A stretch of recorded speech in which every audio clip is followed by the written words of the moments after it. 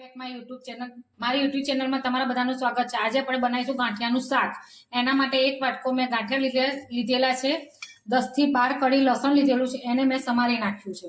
હવે આપણે આમાં બનાવીશું મસાલો એનો। એના માટે આપણે 1 ચમચી હળદર, જરૂર મુજબ મરચું અને 1 ચમચી જેટલું ધાણા જીરું એ મિક્સ કરી દેશું। અને હવે એમાં આપણે 1 વાટકી જેટલું આપણે પાણી ઉમેરી દઈશું, એને બરાબર રીતે હલાવી દેશું। જો આપણો મસાલો પાણીમાં બરાબર રીતે આપણે મિક્સ કરી દીધો છે। આ બાજુ મેં કઢાઈ ગરમ મૂકી દીધેલી છે, એમાં આપણે હવે મૂકીશું તેલ। 2 મોટા ચમચા તેલ મૂકીશું। જો આપણું તેલ આવી ગયું છે, હવે એમાં આપણે રાઈ નાખીશું। રાઈ કકડે એટલે પછી જીરું નાખીશું। આમાં આપણે હિંગ નાખવાની નથી હોતી, કેમ કે ગાંઠિયામાં હિંગ ઓલરેડી હોય છે।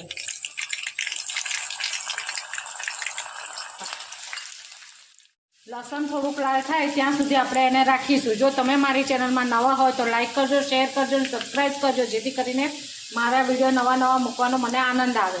હવે આપણું લસણ લાલ થઈ ગયેલું છે, હવે એમાં આપણે આ મસાલાવાળું પાણી નાખીશું। જો હવે આમાં આપણા મસાલો બરાબર તેલમાં ચડી જાય ત્યાં સુધી આપણે એને રાખીશું, પછી આપણે એમાં જરૂર મુજબ પાણી નાખીશું। આપણો મસાલો બરાબર સરસ રીતે ફૂલી ગયો છે, ચડી ગયો છે, તેલમાં મિક્સ થઈ ગયો છે। હવે આપણે એમાં પાણી નાખીશું।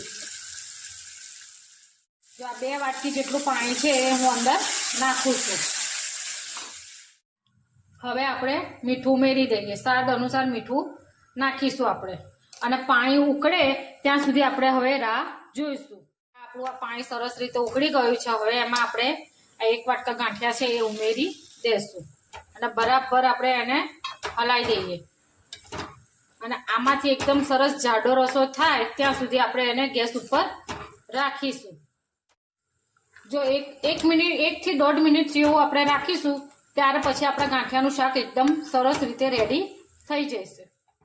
જો હવે આપણું ગાંઠિયાનું શાક બનીને રેડી થઈ ગયું છે, હવે હું ગેસ બંધ કરી દઉં છું। આપણે કાઠિયાવાડી ગાંઠિયાનું શાક રેડી છે। ગાંઠિયાનું શાક, રોટલી, મરચાં અને ગોળ। જો તમે મારા વિડીયોમાં નવા હોય તો લાઈક કરજો, શેર કરજો અને સબસ્ક્રાઈબ કરજો, જેથી કરીને મને નવા વિડીયો મૂકવાનો આનંદ આવે। કે કેવી લાગી મારી ડીશ એ કોમેન્ટ કરીને મને જણાવજો। બાય।